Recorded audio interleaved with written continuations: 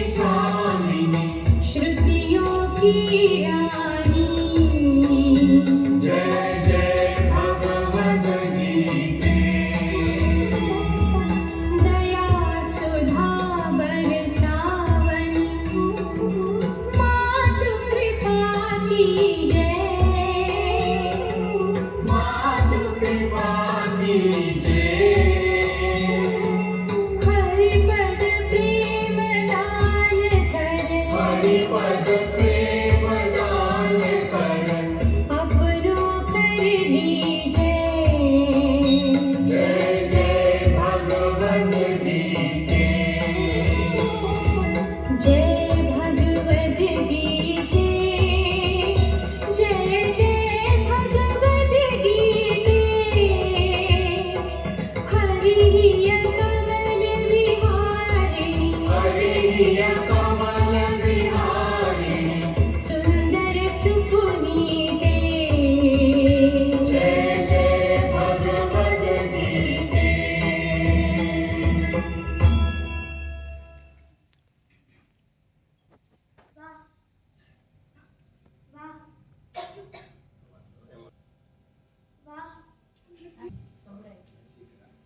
વાહ, આ ભાવપૂર્વક આરતી સાંભળીને સમગ્ર વાતાવરણ પવિત્ર અને ભાવમય બની ગયું છે. ભાગવત ગીતા માનવ જીવનનો આત્મા છે. ભગવાન શ્રી કૃષ્ણએ કહેલું, જ્ઞાન હિ જ્ઞાને સહર્ષ પવિત્રમ વિદ્યતે. જ્ઞાન જેટલું પવિત્ર કશું જ નથી. આજ જ્ઞાનનો પ્રકાશ ફેલાવવા મંચ પર આવી રહ્યા છે અમારા વિદ્યાર્થી ક્રીનાબેન. ગીતાજીનું મહત્વ વિષય પર તેમની ઉર્જા ભરેલી રજૂઆત સાંભળી.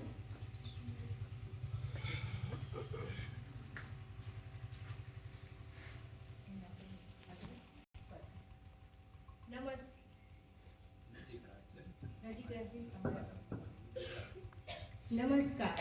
હું તમને આજે શ્રી ગીતાજીનો મહિમા સમજાવીશ.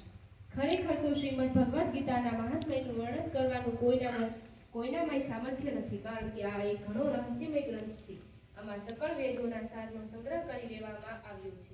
આની સંસ્કૃત ક્રીનાબેન, ધન્યવાદ. આપે ગીતાજીનું માનવ જીવનમાં શું મહત્વ છે તે સમજાવો. ગીતા માત્ર 700 શ્લોકો જ નથી, તે તો 18 અધ્યાયોમાં વહેલું સંપૂર્ણ જીવન વિજ્ઞાન છે. હા, અને દરેક અધ્યાય આપણને કંઈક અનોખું શીખવે છે. કર્તવ્યથી લઈને ભક્તિ સુધી, જ્ઞાનથી લઈને મોક્ષ સુધી. હવે મંચ પર આવશે અમારા વિદ્યાર્થીઓ, જે ગીતાના તમામ 18 અધ્યાયોના નામ અને દરેકમાંથી એક શ્લોકનું પઠન કરશે. 18 અધ્યાય છે. પહેલો અધ્યાય ઈ આવે, એક શ્લોક તેની વાત કરે, પછી બીજા અધ્યાય વાળા તૈયાર નહીં કરી તો એમ કહેતા. માઇક લઈને સમજાવવા. અધ્યાય પહેલો અર્જુન વિષાદ યોગ. 13મો શ્લોક. તતઃ શંખ ચમેર્યશ્ચ પણવાનકો ગોમુખાઃ સહસેવામ્યહન્યંત સશબ્દસ્તુ મૂલો અભવત. પછી શંખ, નગારા, ઢોલ, મૃદંગ અને રણસિંહ વગેરે વાદ્યો એક સાથે વાગી ઉઠ્યા અને તેનો એ અવાજ એક સાથે ભયંકર બન્યો. પછી ક્રમશઃ આવતા છે. હવે તો વાંચી એટલે ત્રીજા અધ્યાય વાળા જે આવે એને આપી દે માહિતી. અધ્યાય બીજો અને સાંખ્યયોગ. સુખે દુઃખે સૌમે કૃત્વા લાભે લાભો જયાજો તત યુદ્ધાય યુજસ્વ નેવ પાપં વાપસત. જય પરાજય, લાભ હાનિ અને સુખ દુઃખને સમાન સમજ્યા પછી યુદ્ધ માટે કટિબદ્ધ થઈ જા. આ રીતે યુદ્ધ કરવાથી તું પાપને પામીશ નહીં.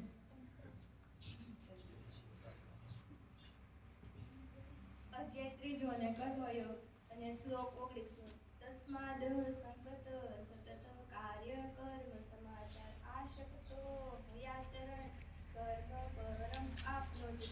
આથી તું નિરંતર થઈ આશક્તિ વિનાનો થઈ હંમેશા કર્તવ્ય કર્મને સમયસ્થ રીતે કરતો રહે, કેમ કે આ શક્તિ વિનાનો માણસ પરમાત્માને પામે છે.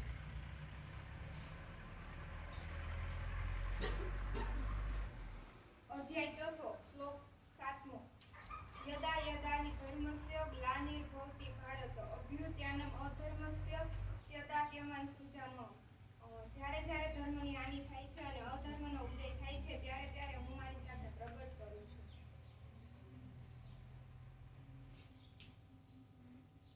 અધ્યાય 5 કર્મ સંન્યાસ યોગ. શ્લોક 19. ઇહૈવતે જિત્ય સર્ગા એષા સામે સ્થિત હમન નિર્દોષ હિ સંબ્રહ્મ તસ્માદ બ્રહ્મણી તે સ્થિતા. જેમનું મન સંભાવમાં સ્થિત છે તેમણે આ જીવંત અવસ્થામાં જ સકળ સંસાર જીતી લીધો છે, કેમ કે સચ્ચિદાનંદ પરમાત્મા નિર્દોષ અને સમ છે, માટે તેઓ સચ્ચિદાનંદ પરમાત્મા સ્થિત છે.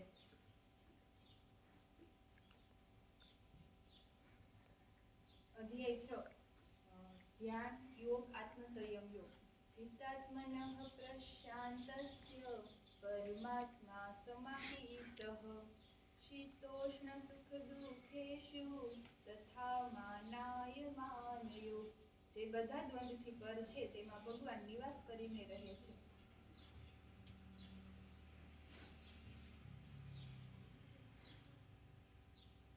7મો અધ્યાય. જ્ઞાન વિજ્ઞાન યોગ. 8મો શ્લોક. રસો અમક્ષુ કૌંतेय પ્રભાસ્મિ શશિ સૂર્યયો પ્રણવ સર્વવેદેષુ શબ્દઃ સૂર્યયોઃ પુરુષોયો સ્વયં નુષુ. હે કૌંतेय, હું જળમાં રજ છું, ચંદ્ર તેમજ સૂર્યમાં પ્રકાશ છું, બધા વેદોમાં ઓકાર છું, હું આકાશમાં શબ્દ અને પૌરુષોમાં પુરુષ તત્વ છું. અધ્યાય 8 અક્ષર બ્રહ્મયોગ. તસ્માત સર્વેષુ કાલેષુ મામનુસ્મર યુદ્ધ ચ મય પ્રીત મનો બુદ્ધિ મોર્મ વેશ્યસ્ય સંશય. માટે હે અર્જુન, તું સર્વે કાલે નિરંતર થઈ મારું સ્મરણ કર અને યુદ્ધ પણ કર. તે જ રીતે મારામાં અર્પેલા મન અને બુદ્ધિથી તું મને જ પામીશ.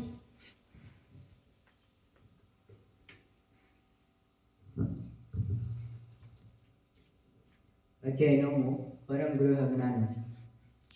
યત કરોષિ યજુઃ યત કરોષિ યત નાશિ યજુહોષિ દદાશિ યત પરિષ્યસિ કૌંतेय તત કુરુષ્વ મદર્પણ. આ શ્લોકમાં શ્રી કૃષ્ણ ભગવાન શ્રી અર્જુનને કહે છે કે હે કુંતી પુત્ર, તું જે કંઈ ખાય છે, જે કંઈ અર્પણ કરે છે, જે કંઈ દાન કરે છે, તે બધું મને સમર્પણ કર.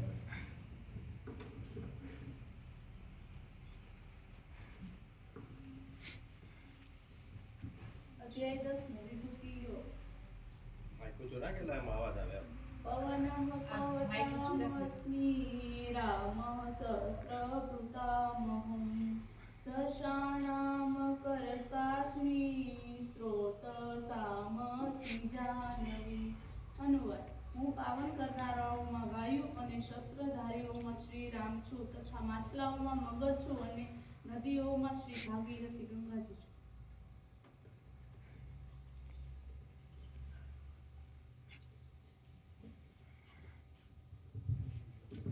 અધ્યાય 11 વિશ્વરૂપ દર્શન યોગ. શ્લોક 55. મત કર્મ કૃન્મત પરમો મત ભક્તમ સંગવર્જિત નિર્વેરા સર્વભૂતેષુ યઃ સહ મામેતિ પાંડવ. હે પાંડુપુત્ર, જે કેવળ મારે ખાતર જ સઘળા કર્તવ્ય કર્મોને કરનાર છે, મારો પરાયણ છે, મારો ભક્ત છે, આ શક્તિ વિનાનો છે અને સર્વ પ્રાણીઓ પ્રત્યે વેરભાવથી રહિત છે, એ અનન્ય ભક્તિયુક્ત માણસ મને જ પામે છે.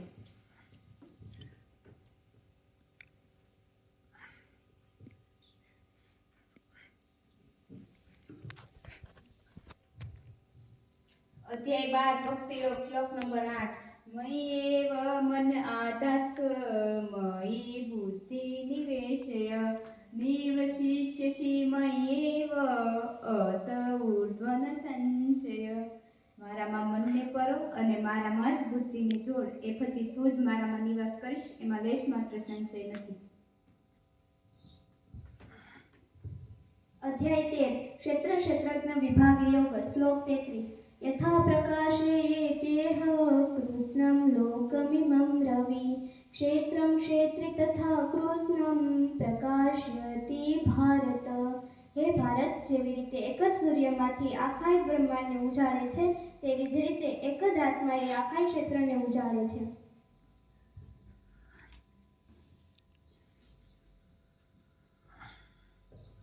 સમ દુઃખ સુખ સ્વાસ્થ્ય. અધ્યાય 14 24મો શ્લોક. ગુણત્રય ભાગ્યોગ. સમ દુઃખ સુખ સ્વાસ્થ્ય સમલોષ્ટાશ્મકામ તુલ્ય પ્રિયા પ્રિયો તિલત્સુલ્ય નિંદાત્મ સંસ્તુતિ. અનુવાદ: જે નિરંતર આત્મામાં સ્થિત છે, જે સુખ દુઃખને સમાન સમજે છે, માટી પથરા તેમજ સોનામાં સમાન ભાવ રાખે છે, જ્ઞાની છે, પ્રિય અને અપ્રિયને સમાન સમજે છે તથા પોતાની નિંદા અને સ્તુતિમાં સમાન ભાવ રાખે છે. અધ્યાય 15 પુરુષોત્તમ યુગ. શ્લોક 12. યદાદિત્યગતમ તેજો જગત્વાય સત્યખિલમ યચનાદમતી યચનાગ્નો તતેજો વિમામકમ. સૂર્યમાં રહેલું જે તેજ આખા જગતને ઉજાડે છે, જે તેજ ચંદ્રમાં છે, જે તેજ અગ્નિમાં છે, તેને તું મારું જ તેજ જાણ.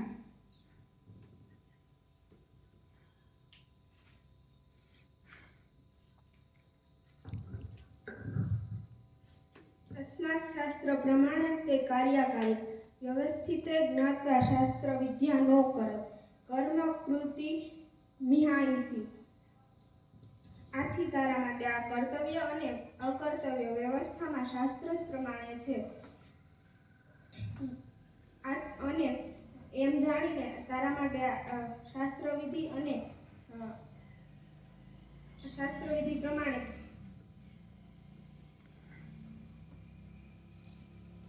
કર્મ કરવા યોગ્ય છે.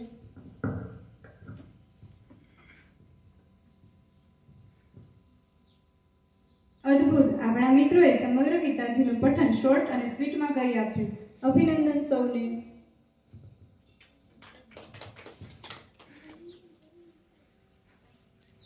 બાકી રહી ગયું કે અધ્યાય 17 શ્રદ્ધાત્રય વિભાગ યોગ શ્લોક 24 તસ્માદો મિત્યુદાહત્ય યજ્ઞદાન તપક્રિયા પર્વતંત્ર વિધાનકતા સતતમ બ્રહ્મવાદીનામ. માટે વેદ મંત્રોનો ઉચ્ચાર કરનાર શ્રેષ્ઠ માણસોની શાસ્ત્રવિધિ નિયત થયેલી યજ્ઞદાન અને તપરૂપી ક્રિયા ઓ સદા ઓમ અને પરમાત્મા નામનો ઉચ્ચાર કરીને જ શરૂ થાય છે.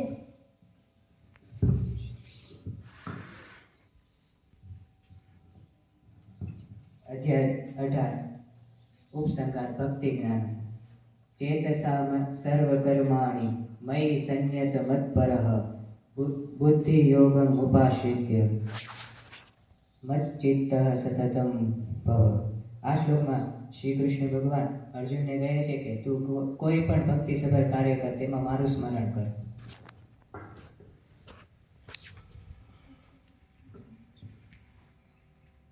કહેવાય છે ગીતા હે માતા, ગીતા હે ગંગા, ગીતા હે જીવન કી ધારા. ગીતા માનવ જાતિને ઉદ્ધાર કરતી ગંગા જેવી પવિત્ર ધારા છે. હવે મંચ પર આવશે અમારા ધોરણ 10 ના વિદ્યાર્થી વ્રજભાઈ, જે ગીતાજી વિશે પોતાના વિચારો રજૂ કરશે.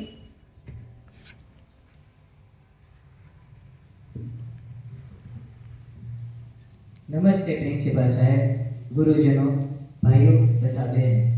આજે ગીતા જયંતિ છે. ગીતા જયંતિ એ માત્ર એક ગ્રંથ છે નહીં, એ માત્ર ધાર્મિક ગ્રંથ નથી, તે જીવનના મૂલ્યો શીખવતો એક અનમોલ અને પવિત્ર ગ્રંથ છે. અર્જુનના સંશયો દૂર કરી શ્રી કૃષ્ણ ભગવાને જે આદર્શો અર્જુનને આપ્યા હતા એ આજે પણ એટલા જ મહત્વના છે. શ્રીમદ ભગવદ્ ગીતા આપણને શીખવે છે કર્તવ્ય કરો, ફળની ચિંતા ન રાખો, સકારાત્મક વિચારો રાખો, સત્ય છે એ સ્વીકારો, પોતાની દુનિયાને પરિવર્તન લાવતા પહેલા પોતામાં પરિવર્તન લાવો અને અહંકાર દૂર કરી વિનમ્રતાથી જીવો. આજે આપણે વિદ્યાર્થી તરીકે આપણું કર્તવ્ય ભજવી રહ્યા છીએ, ત્યારે સોશિયલ મીડિયા, અભ્યાસ અને સ્પર્ધાથી, હરીફાઈઓથી આપણે દબાણ અનુભવીએ છીએ. ત્યારે શ્રીમદ ભગવદ્ ગીતા આપણને આંતરિક શક્તિ, આત્મવિશ્વાસ અને સાચો માર્ગ પૂરો પાડે છે. ત્યારે તે એક આપણને સાચો માર્ગ અને પ્રેરણા પૂરી પાડે છે. ગીતા જયંતિ એ આપણને એક સંદેશ આપે છે કે મનના વિચારો સારા રાખો, હૃદય શુદ્ધ રાખો અને પોતાનું કર્તવ્ય નિષ્ઠાપૂર્વક સારી રીતે પોતાનું કર્તવ્ય સંભાળો.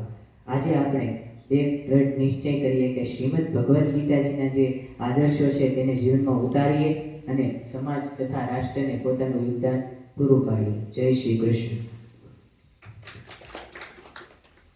વ્રજભાઈ દ્વારા ગીતાજીના વિચારો સુંદર રીતે રજૂ કરાયા. અભિનંદન વ્રજભાઈ. મિત્રો, વિદ્યાર્થીનું શીખવવું એક બાબત છે, પણ ગુરુ દ્વારા મળતું જ્ઞાન તો જીવનનો સાચો ખજાનો છે. હા, અને ગીતા કહે છે આચાર્ય દેવો ભવ. ગુરુ એટલે દેવરૂપ. હવે આપણા માનનીય ગુરુશ્રી મંચ પર આવી ગીતા વિશે અમૂલ્ય માર્ગદર્શન આપશે.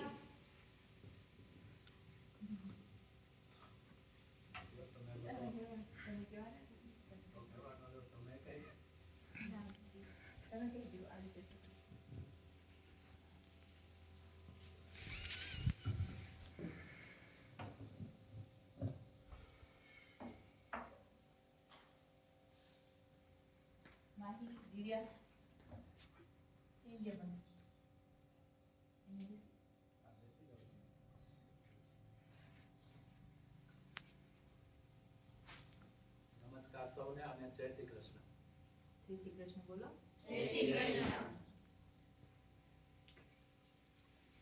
આજે આપણે જે કાર્યક્રમ ચાલુ છે ને જે કાર્યક્રમની ઘણા સમયથી તમે બધા તૈયારી કરતા હતા એ આજે આપણે હિન્દુ કેલેન્ડર પ્રમાણે આજે માગશર સુદ 11 છે, મોક્ષદા એકાદશી છે. અને આજના દિવસે આજથી 5162 વર્ષ પહેલા તમારી જેવો જ એક વિદ્યાર્થી કહી શકાય, જે બહુ હોશિયાર વિદ્યાર્થી, ટેલેન્ટેડ વિદ્યાર્થી, એની પરીક્ષા રૂપી યુદ્ધ મેદાનમાં આવીને ફસકી જાય છે.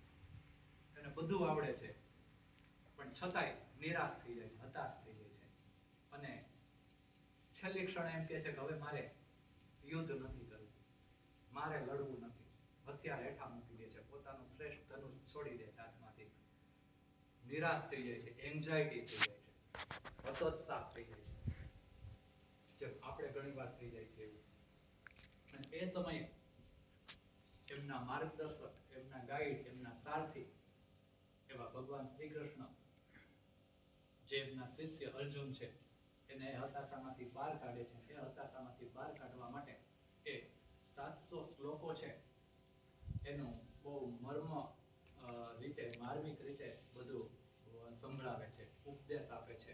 અને એ 700 શ્લોકો 18 અધ્યાય સાંભળ્યા પછી અર્જુન છે એ રિચાર્જ થઈ જાય છે. રિચાર્જ થઈ જાય છે અને પછી કહે છે કે સામે ગમે એવા તાકાતવર હશે કોઈ પણ વ્યક્તિ, કોઈ પણ હશે તો એને હું પહોંચી વળીશ. ભલે મારા કરતા તાકાતવર હશે પણ હું સત્યની સાથે છું, મારી સાથે તમે છો તો દુનિયાની કોઈ તાકાત મને રોકી નહીં શકે.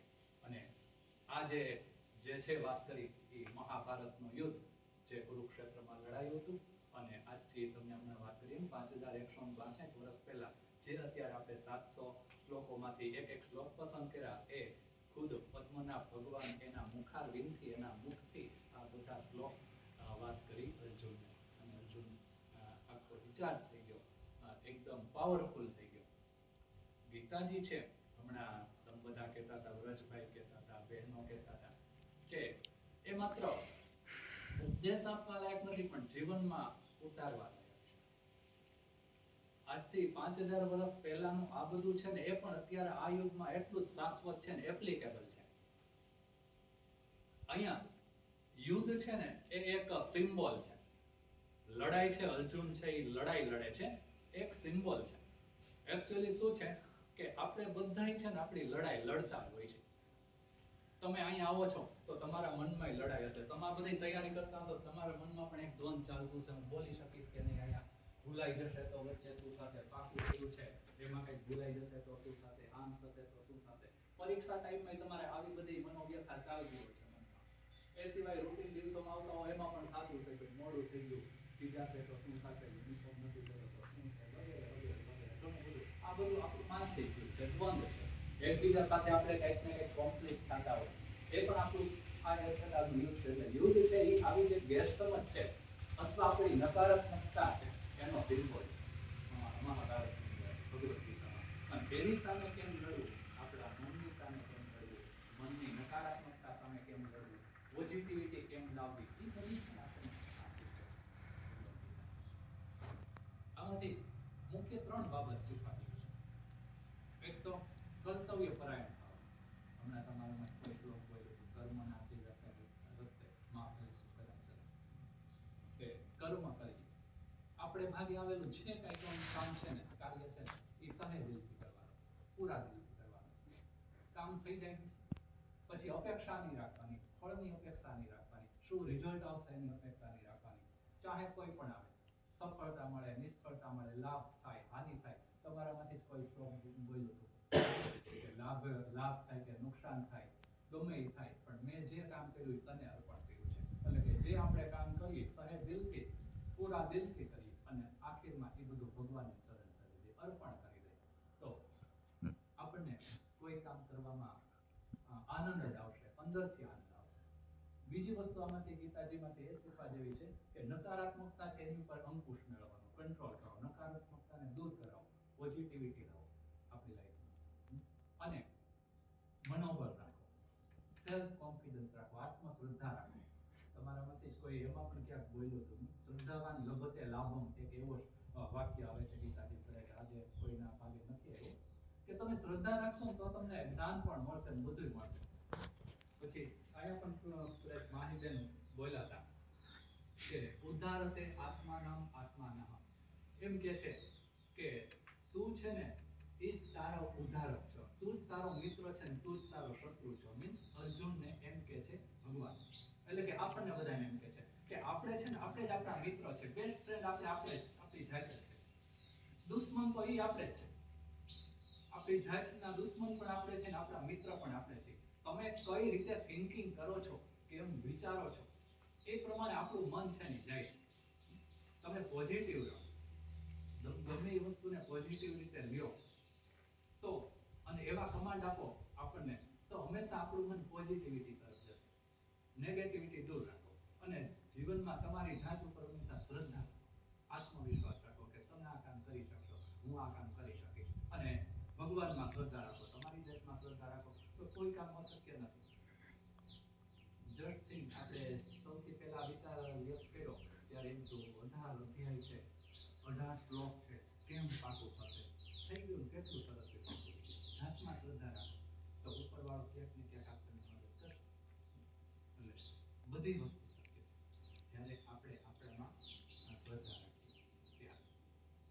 ત્રીજી વસ્તુ છે કે હંમેશા સાચો પક્ષ રાખો, એટલે કે સાચી વાત રાખો, સત્ય રાખો, ખોટું ના બોલવાનું કે ખોટો રસ્તો પસંદ નહીં કરવાનો કોઈ પણ જગ્યાએ. ભલે શોર્ટકટ હોય પણ હંમેશા સાચા રાખો. જો અસત્યના પડખે હોય, ખોટા રસ્તે હોય તો આપણે ગમે એટલા તાકાતવર હોય કે આપણી જોડે ગમે એટલા તાકાતવર વ્યક્તિ હશે ને છેલ્લે શિકસ્ત મળશે ને પતન થશે.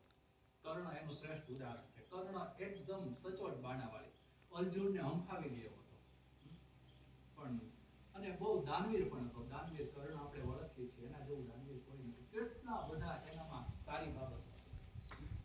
એ પણ સારી બાબત હતી કે એને એનો મિત્ર છે એનો સાથ કદાપી ન છોડ્યો, દુર્યોધનનો સાથ કદાપી ન છોડ્યો. એને ખબર હતી હું ખોટા રસ્તે છું, અસત્યના પડખે છું, સામે ભગવાન ખુદ છે, છતાં એને એના દોસ્તનો સાથ ન છોડ્યો. એ પણ કર્ણની ઘણી બધી સારી બાબતો છે.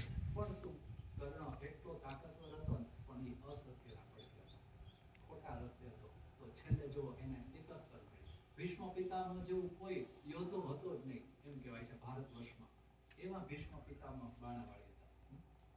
અંત શું આવ્યું, બાણસૈયા ઉપર એને આખી છેલ્લે જિંદગી પસાર કરી. એને ઈચ્છા મૃત્યુ હતું તો એને ઈચ્છું ત્યારે મૃત્યુ મળ્યું, પણ છેલ્લે તો એનો પરાજય થયો. અર્જુન કરતા પણ એ ગ્રેટ હતા. દ્રોણાચાર્ય એના ગુરુ હતા અર્જુનના, છતાં એ બધા કૃપાચાર્ય હોય, દ્રોણાચાર્ય હોય, ભીષ્મ હોય કે કર્ણ હોય કે ઇવન દુર્યોધન હોય કે આ બધા યોદ્ધાઓ છેલ્લે હારતા જ રહ્યા. એટલા બધા એની પાસે તો આખી સેના હતી, છતાં એના શું કામ ખોટા રસ્તે હતા, અસત્યના પડખે હતા. અને સામે જો સત્યના પડખે હંમેશા ભગવાન સાચા હોય એના રસ્તે જ હોય, એના પડખે જ હોય. કૃષ્ણ ભગવાન સત્યના પડખે હતા, સામે પાંડવોની સેના પણ ઓછી હતી, છતાં એ લોકો સાચા હતા તો અંતમાં વિજય નહીં. એટલે હંમેશા સાચો રસ્તો પસંદ કરવાનો, સાચું બોલવાનું, સત્યની પડખે રહેવાનું. આપણે અહીંયા એ જોવો, તમે જે લેવલે છો એ પ્રમાણે આપણે એ જોવાનું કે આપણે કોઈ ખોટા કામ નહીં કરવાનું, સાચું રહેવાનું. અત્યારે તમે જુઓ તો આ સોશિયલ મીડિયા આ બધું છે, એનો ઉપયોગ કરીએ છીએ આપણે, નો ડાઉટ કરવાનો. પણ આ બધું છે ને એની વચ્ચે આપણને આ ભગવદ્ ગીતા છે ને એ આપણને માનસિક શાંતિ આપે છે અને ખોટા રસ્તે જતા અટકાવે છે. આ એનું મહત્વ છે. તમે લાઈફમાં ક્યાંય પણ અટકાવો, કોઈ પણ એકાદો શ્લોક વાંચો ને તમને ક્યાંક ને ક્યાંક એમાંથી પ્રેરક મળી જ રહે.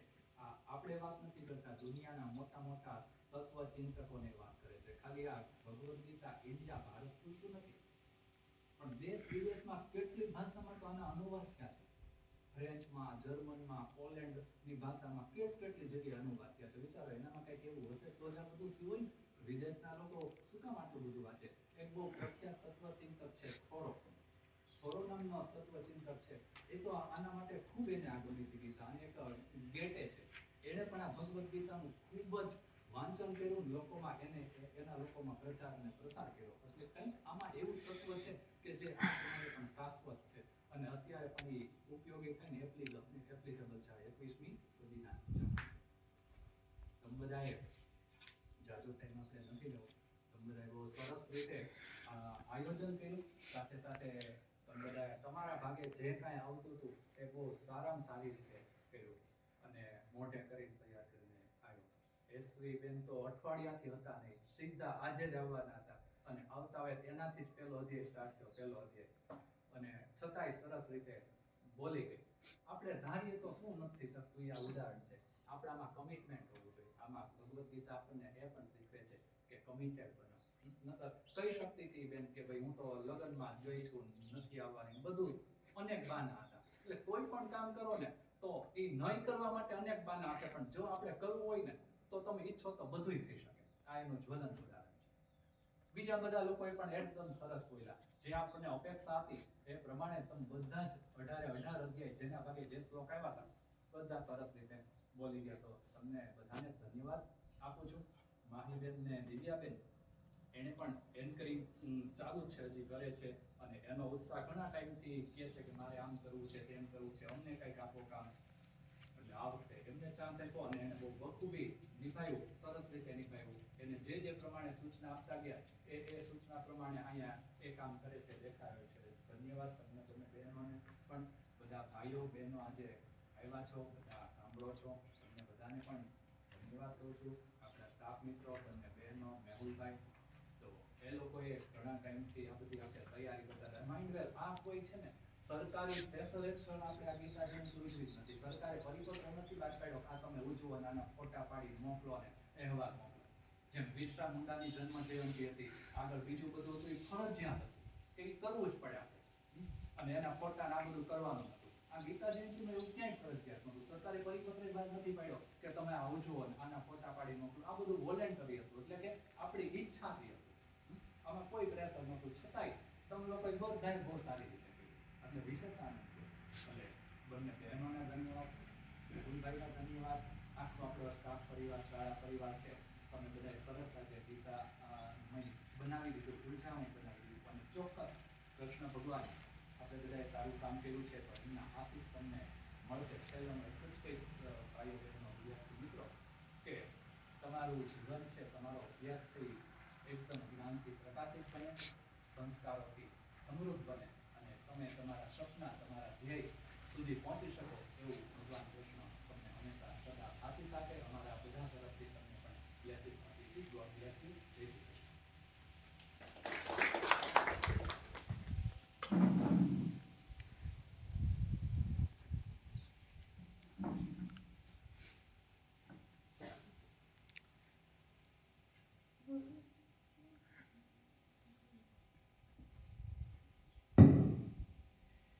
ગુરુજી અને પ્રિન્સિપલ સર દ્વારા આપણને પ્રેમથી જીવનની શીખ મળી, જે આપણે હંમેશા યાદ રાખીશું. સ્કંદ પુરાણમાં કહેવામાં આવ્યું છે ગીતા સુગીતા કર્તવ્ય. ગીતા તો ગવાય તેવી છે અને ગવાતી રહે તેવી છે. તો ચાલો આજના કાર્યક્રમની સમાપતિ ગીતા જયંતિ ભાવગીતથી કરીએ. આ ભાવગીત પ્રસ્તુત કરશે અમારી ધોરણ 9ની પ્રતિભાશાળી બહેનો.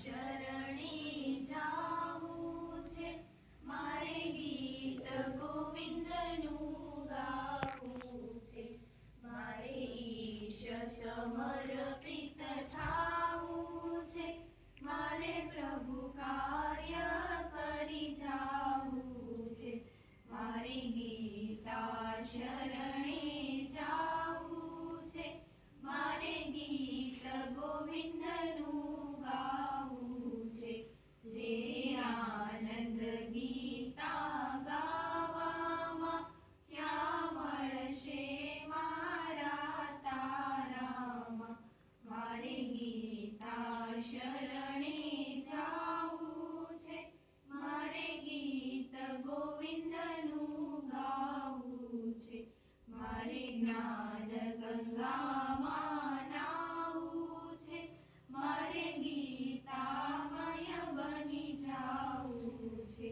મારે ગીતા શરણે જાવું છે, મારે ગીત ગોવિંદનું ગાવું છે, કોઈ કાલ ગયા કોઈ કાલ